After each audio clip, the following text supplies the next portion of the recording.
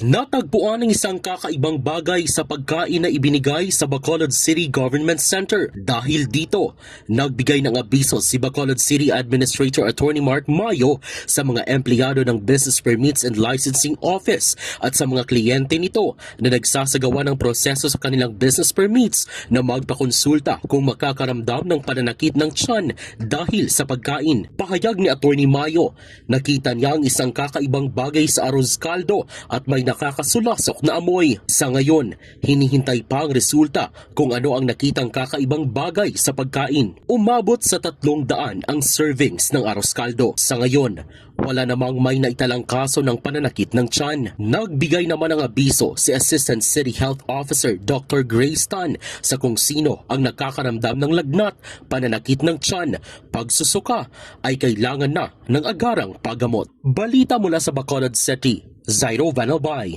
Para sa Kampiyon na Balita, Serbisyo Publiko at Kasiyahan sa Negros, K5 News FM. K5 News FM. News FM.